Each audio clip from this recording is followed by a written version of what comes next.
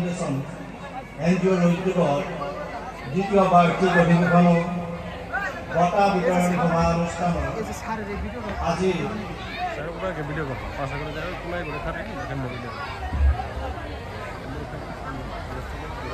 আলোচ্য বিষয় হ'ল আলোচনা চক্ৰ ড্ৰাগছ সামাজিক ব্যাধি ও ড্ৰাগছ মুক্ত সমাজ গঠনত যুৱ প্ৰজন্মৰ ভূমিকা।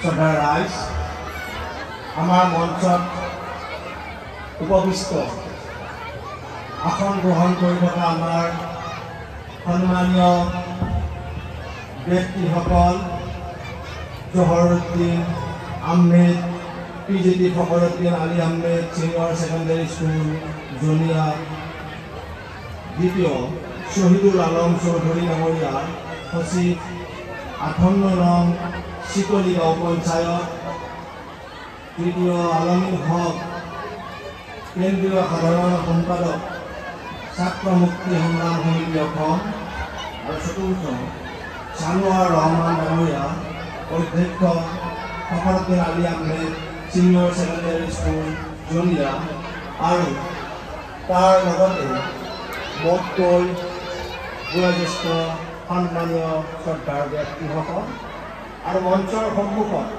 আসন গ্ৰহণ কৰি থকা আমাৰ বৰপেটা জিলাৰ জনিয়াৰ কাণ্ডপাৰা গাঁৱৰ নৱপ্ৰজন্মৰ লগতে আই মাতৃ সমন্বিতে খুৰা দাদা জেঠা আমাৰ আত্মীয়সকল, শ্ৰদ্ধাৰ ৰাইজ, ইতিমধ্যে আপোনালোকে উমান পাইছে যে আজি এনেকুৱা অনুষ্ঠান এটা আমি আলোক চিত্ৰ হিচাপত আপোনালোকক দেখুৱাম। এইটো হ'ল ড্ৰাগছ এক সামাজিক ব্যাধি। বৰ্তমান সময়ত যদি আমি লক্ষ্য কৰোঁ, ড্ৰাগছৰ আসক্তি মানুহৰ মাজত দ্ৰুতগতিত বৃদ্ধি হৈছে। আমি জানো যে ড্ৰাগছে আমাক কিমান অনিষ্ট কৰিব পাৰে। এটি সুস্থ শৰীৰ ড্ৰাগছে আমাক ধ্বংসলৈ পৰিণত কৰিব পাৰে। আমি যদি ড্ৰাগছ বুলি কওঁ সাধাৰণতে আমি কি ভাবোঁ? ড্ৰাগছ কিন্তু ঔষধবিলাককো আমি ড্ৰাগছ বুলি জানো। আমি যিবিলাক মেডিচিন লওঁ, এই এলোপেথি, সেইবিলাকতো ড্ৰাগছ বুলি কয়। কিন্তু আমি ড্ৰাগছ শব্দটো শুনাৰ লগে লগে কিন্তু আমি বুজোঁ যিবিলাক বস্তু, যি বস্তুৱে আমাৰ মগজুক, আমাৰ শৰীৰক অনিষ্ট কৰাত যথেষ্টখিনি সহায় কৰে। ইতিমধ্যে আপুনি জানে আমাৰ অতিকৈ শ্ৰদ্ধা, অতিকৈ মৰমৰ আপোনালোকৰ সকলোৰে জ্ঞাত হজৰত মহম্মদ ডাঙৰীয়াই কৈছিল যে আমি কোনো নিচাৰ প্ৰতি আসক্তি হ'ব নালাগে। তাৰ বাবে তেখেতে ইছলাম ধৰ্মত কৈছে যে আমি যিটো ৱাইন মদ খাব নালাগে।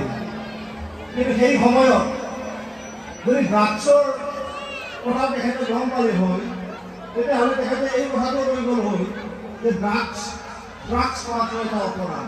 কিন্তু সেই সময়ত ড্ৰাগছৰ প্ৰচলন খুব কম আছিল। কিন্তু বৰ্তমান সময়ত ড্ৰাগছৰ যিটো প্ৰচলন ইমান বৃদ্ধি হৈছে সমাজত, এইটো অতি ভয়াৱহ অৱস্থা। এই সন্দৰ্ভত কিন্তু আমাৰ অসম চৰকাৰখনেও বহুত পদক্ষেপ লৈছে। তাৰ কাৰণে চৰকাৰখনকো আমি ধন্যবাদ দিব লাগিব। কিন্তু চৰকাৰখনে গোটেইখিনি কাম কৰিব নোৱাৰে।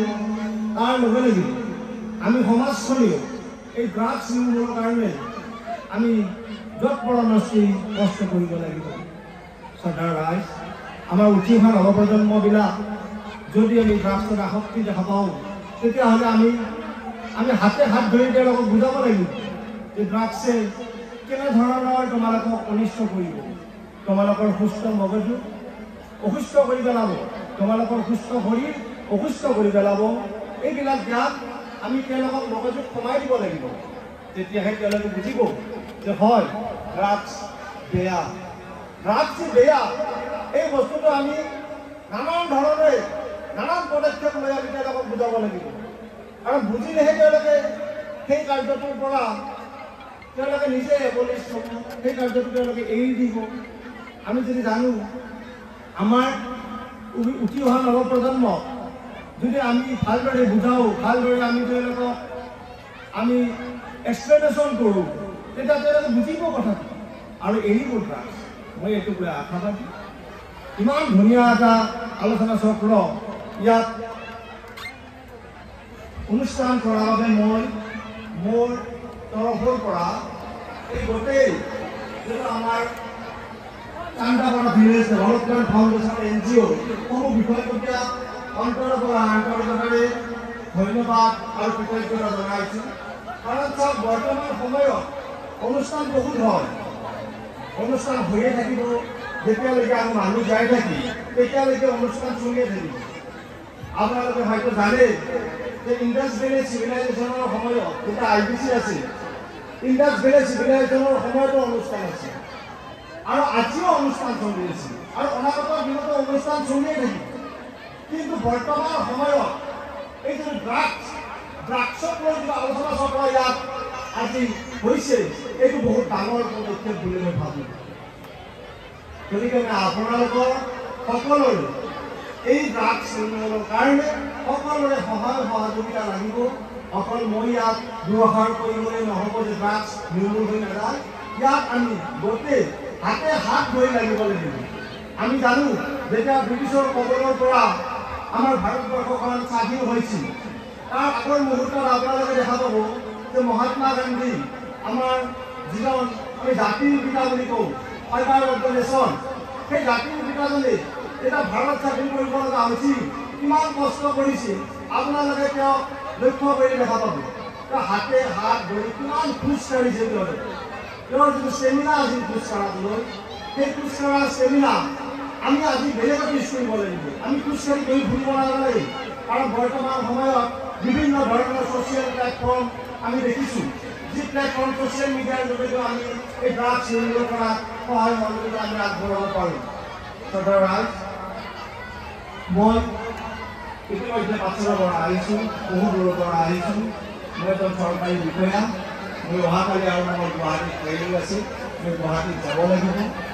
আপোনালোকৰ উৎকণ্ঠা আৰু মৰম আৰু আপোনালোকে যি ইয়াত আহিছে শুনিব এই আলোচনা চক্ৰখন, তাৰ বাবে মই পুনৰবাৰ আপোনালোকক ধন্যবাদ জনাইছোঁ আৰু আশা কৰোঁ মই যে আপোনালোকে হাতে হাত ধৰি এখন পৰিয়াল হৈ এই ড্ৰাগছ অন্ততঃ এই কান্দাপাৰাত যাতে এজন শিশুৱে বা এজন উঠি অহা নৱপ্ৰজন্মই ল'ব নোৱাৰে, তাৰ বাবে আপোনালোকে সজাগ হৈ থাকক আৰু আপোনালোকে এৱেৰ কৰক এই জনতাক যে ড্ৰাগছ কোনো পধ্যেই অসমত নহয়, পৃথিৱীৰ পৰা আমি নিৰ্মূল কৰিম।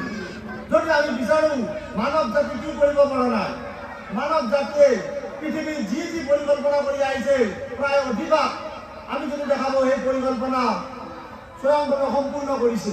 গতিকে আমি মানৱ জাতি যদি ভাবোঁ যে ড্ৰাগছ অসমৰ পৰা নহয়, ভাৰতৰ পৰা নহয়, সমগ্ৰ পৃথিৱীৰ পৰা আমি নিৰ্মূল কৰিব পৰা আমাৰ শক্তি আছে। মানুহ এনেকুৱা এটা শক্তি বস্তু যিটো শক্তিয়ে সকলো বেয়া অমংগ আমি দূৰ কৰিব পাৰোঁ। শ্ৰদ্ধাৰ ৰাইজ, এজন মানুহ হিচাপে মই গৰ্বিত আৰু মানুহ হিচাপে আমি সকলোৱে গৰ্বিত হ'ব লাগে যে আমি সমাজৰ সকলো ভাল কাম কৰি যাম আৰু বেয়া কাম আমি সমাজৰ পৰা নিৰ্মূল কৰি যাম। ইতিমধ্যে মই আপোনাক কৈছোঁ যে আমাৰ অতিকৈ মৰমৰ শ্ৰদ্ধাৰ হজৰত মহম্মদ ডাঙৰীয়াই এইবিলাক কথাই কৈছিল যে যিটো সময়ত মানুহৰ সমস্যা হৈছিল, এটা সময়ত আৰৱ কাণ্ট্ৰিত কেনেকুৱা হৈছিল যে মানুহবিলাকক এই যে থাকে কাটুৰি, এই কাটুৰিবিলাক ধাৰ আছেনে নাই মানুহৰ গাত লগাই যাইছিল। কিন্তু হজৰত মহম্মদ এনেকুৱা এজন ডাঙৰ মনীষী পুৰুষ আছিল যিজন মানুহে এই সমাজৰ পৰা কুসংস্কাৰ দূৰ কৰিছিল আৰু সেইকাৰণে হজৰত মহম্মদ আমাৰ অসম ভাৰত সমগ্ৰ পৃথিৱীতে বিখ্যাত। শ্ৰদ্ধাৰ ৰাইজ, আমি এখন হজৰত মহম্মদৰ নিচিনা মানুহ হ'ব লাগিব। তেখেত এতিয়া নাই, তেখেতৰ যিখিনি দিহা পৰামৰ্শ সেই সময়ত সমাজৰ কাৰণে কুসংস্কাৰ দূৰ কৰাৰ কাৰণে কৰিছিল।